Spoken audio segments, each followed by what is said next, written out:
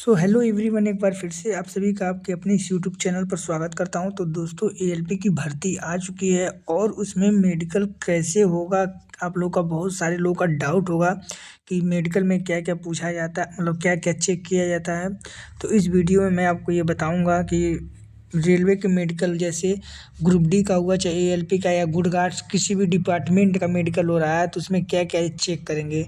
तो चलिए वीडियो को शुरू करते हैं और स्टेप बाय स्टेप मैं आपको बताऊंगा कि रेलवे में प्रोसेस क्या होता है मेडिकल का, और री मेडिकल का मौका मिलता है या नहीं, सब कुछ बताऊंगा। और तो वीडियो के एंड तक बने रहिए। तो यहाँ पे मैं आपको रेलवे का मेडिकल जो होता है, मैं सबसे पहले ये बता देना चाहता हूँ कि आप लोगों को बिल्कुल भी नहीं घबराना है, क्योंकि रेलवे के मेडिकल में कि रेलवे का डॉक्टर जो बहुत ही नॉर्मल मेडिकल लेता है, और इसमें वो बहुत ही कम बच्चों को फेल नहीं करता है, बल्कि वो अगर मेडिकल में कोई प्रॉब्लम है तो उसको जो मेडिकल का स्टैंडर्ड रहेगा उसको थोड़ा कम देगा, लेकिन उसको बाहर नहीं करेगा। जिसमें बहुत ज़्यादा जो प्रॉब्लम रहता है तो उसको वो रीमेडिकल का मौका देता है, और फिर देखता है अगर वो सही होता है या फिर नहीं होता है तो फिर उसको क्या करता है, फिर बाहर करता है, लेकिन तुरंत बाहर नहीं करेगा। तो यहाँ पे मैं आपको इस वीडियो में बताऊंगा कि कौन कौन से डिपार्टमेंट में कौन कौन से कैटेगरी का मेडिकल होता है, A1 A2 B1 B2 C1 C2, तो सब कुछ मैं बताने वाला हूँ। तो चलिए वीडियो को शुरू करते हैं। तो यहाँ पे आप लोग देख सकते हैं एक चार्ट आ गया है जिसपे पोस्ट नेम लिखा है और लेवल लेवल दिया है, किस लेवल की नौकरी है, और फिर मेडिकल स्टैंडर्ड दिया है B1 A2 C2 जो भी है। यहाँ पे देखिए कॉमर्शियल अप्रेंटिसशिप के लिए जो आते हैं उनका जो लेवल 6 रहता है और मेडिकल स्टैंडर्ड B2 रहता है। और स्टेशन मास्टर का जो मेडिकल स्टैंडर्ड A2 है और उनका लेवल क्या है, 6 है। गुड गार्ड्स का लेवल 5 है और मेडिकल स्टैंडर्ड A2 है। जूनियर अकाउंटेंट असिस्टेंट कम टाइपिस्ट का लेवल 5 और मेडिकल स्टैंडर्ड C2 है। सीनियर क्लर्क कम टाइपिस्ट का 5 है और मेडिकल स्टैंडर्ड C2 है। और फिर यहाँ पे सीनियर कॉमर्शियल कम टिकट कलेक्टर लेवल 5 में आते हैं और इनका मेडिकल स्टैंडर्ड B2 है। और यहाँ पे सीनियर टाइम कीपर 5 है लेवल, और C2 इनका मेडिकल स्टैंडर्ड है। ट्रैफिक असिस्टेंट 4 लेवल में आते हैं और इनका A2 होता है। और कॉमर्शियल कम टिकट कलर का लेवल 3 होता है और ये B2 इनका मेडिकल स्टैंडर्ड होता है। और आगे अकाउंट क्लर्क कम टाइपिस्ट जो लेवल 2 में आते हैं और इनका मेडिकल स्टैंडर्ड है ये C2 है। और जूनियर टाइम कीपर लेवल 2 में आते हैं और इनका मेडिकल स्टैंडर्ड C2 है। तो इसमें इतना आप लोग समझ चुके होंगे। इसमें बहुत सारे अभी रेलवे के ऐसे पोस्ट हैं, जैसे ग्रुप डी का हुआ, ALP का हुआ, JE का हुआ। तो इनमें क्या होता है, लेवल 1 में जो ग्रुप डी के पोस्ट है उसमें A2 से नीचे रहना चाहिए, कोई भी मेडिकल स्टैंडर्ड चलेगा, A1 चेक नहीं होता है।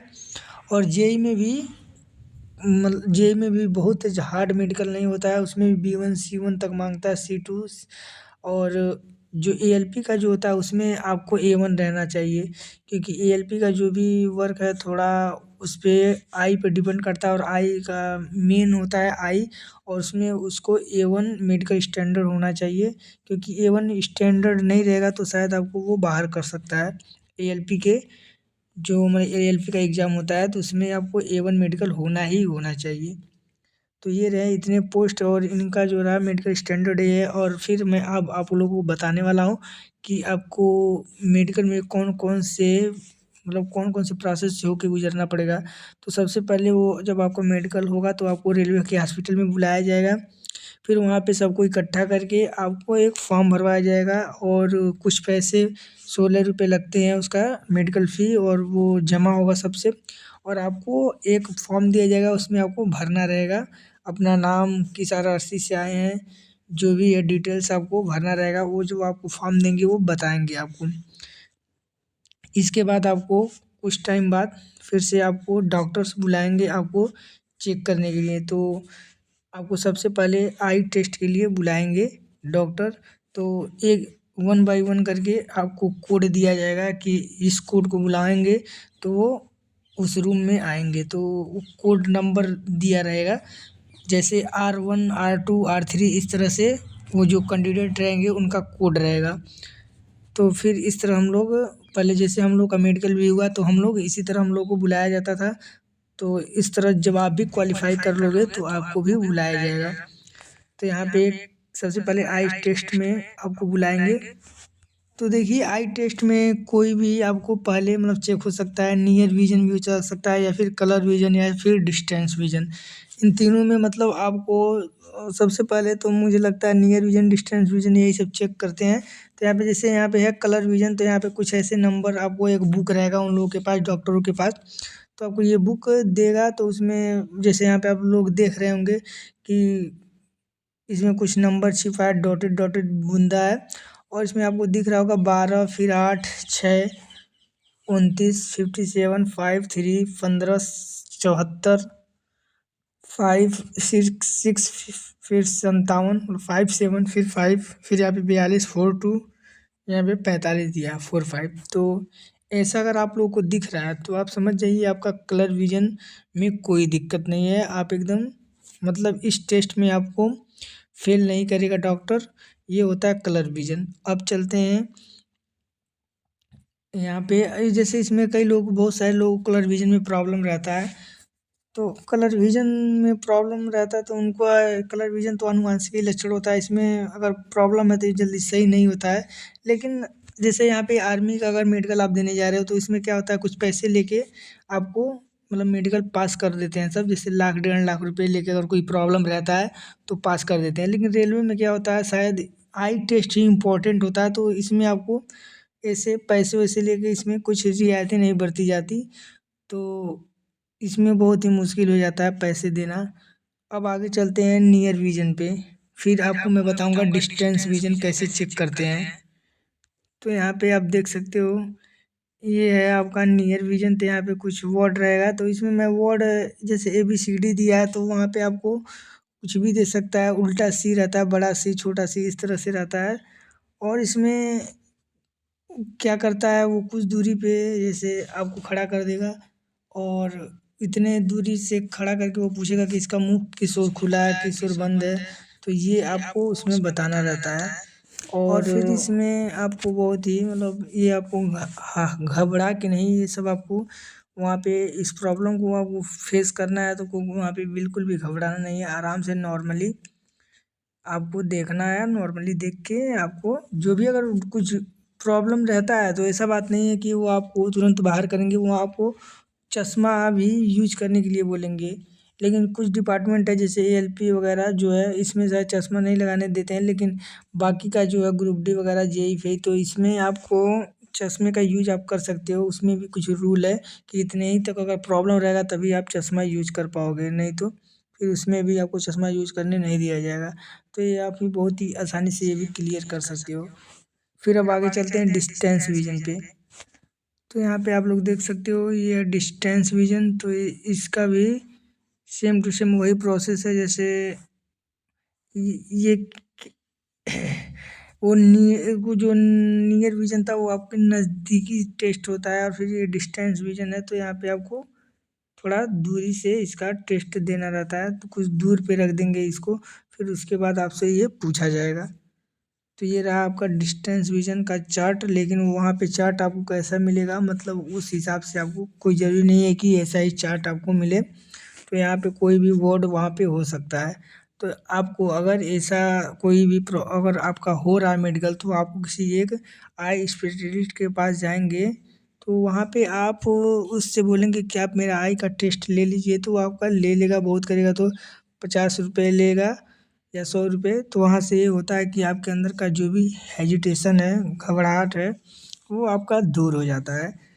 तो आप लोग एक बार डॉक्टर से मिल के ही जाइए। फिर अब आगे चलते हैं। अब है ECG टेस्ट। यहाँ पे ECG टेस्ट के लिए फिर उसके बाद आपको बुलाया जाएगा।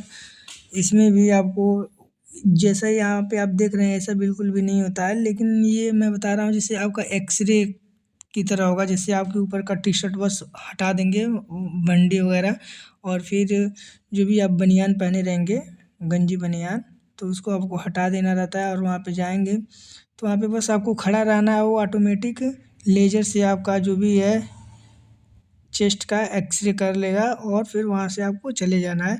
अगर कोई दिक्कत रहेगा तो खुद डॉक्टर आपको बताएगा कि आपको ये प्रॉब्लम है।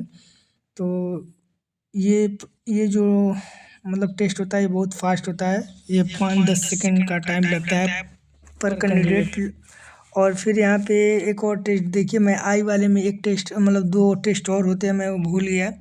वहाँ पे एक छोटी छोटी बिंदी की तरह एक मतलब कुछ दूरी पे आपको रखा रहे, मतलब कुछ दूरी पे आपको खड़ा किया रहेगा और एक छोटी छोटी बिंदी की तरह वो लाइट जलेगा, रेड वाइट ग्रीन ऐसा ही मतलब जलेगा वो, मतलब बहुत ही बारीक जलेगा। तो आपको वो दूर खड़ा कर देगा और आपसे पूछेगा कि कौन से कलर की लाइट जल रही है। तो उसको आपको बताना रहेगा रेड जल रहा है या फिर ग्रीन या वाइट, जो भी कलर जल रहा है उसको आपको बताना रहेगा। और वहाँ पे फिर एक और मतलब आई में एक और टेस्ट होता है कि आपका मतलब आँख एक ले आके किसी एक मशीन रहता है कि मतलब वो मशीन ये सिर्फ चेक करता है कि आपकी आँख का ऑपरेशन हुआ है या नहीं। तो आपके आँख को ले जाके उस पे चिपका देगा एकदम अच्छे से और आपको खोलने के लिए बोलेगा पूरा आँख। तो आँख जैसे आप खोलोगे तो वहाँ पे वो देखेगा कि ऑपरेशन हुआ है या नहीं या फिर कोई आँख में कोई प्रॉब्लम तो नहीं। तो ये टेस्ट 2 और था जो मैं आपको बताना भूल गया।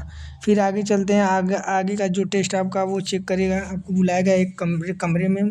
फिर वहाँ पे आपका हाइड्रोसिल चेक करेगा। जैसे आप यहाँ फिगर देख सकते हो, यहाँ पे एक नॉर्मल हाइड्रोसिल यहाँ पे दिखाया गया है और यहाँ पे एक दिया हाइड्रोसिल बढ़ा हुआ। तो जैसे यहाँ पे बढ़ा हुआ हाइड्रोसिल है तो चेक करेगा। तो अगर आपको कोई प्रॉब्लम है हाइड्रोसिल का तो आपको उसमें बाहर नहीं करेगा, बस आपको कुछ टाइम देगा कि आप इतने टाइम में मतलब इसका ऑपरेशन करवा के आ जाना। फिर आपको वापस वो ले लेगा, मतलब आपका सिलेक्शन हो जाएगा। तो हाइड्रोसिल चेक करेगा, उसके बाद आपको थोड़ा झुकाएगा, थोड़ा खांसने को बोलेगा। ये होता है टेस्ट। पाइल्स वगैरह मतलब उतना डीप नहीं, मतलब पाइल्स आपको चेक करेगा, ये सब उतना डीप नहीं होता है।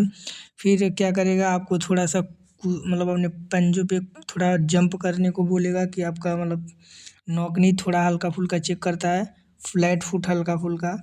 और मतलब कई कई जगह मेडिकल रेलवे मेडिकल में ये सब चेक नहीं होता है और बहुत जगह चेक भी होता है।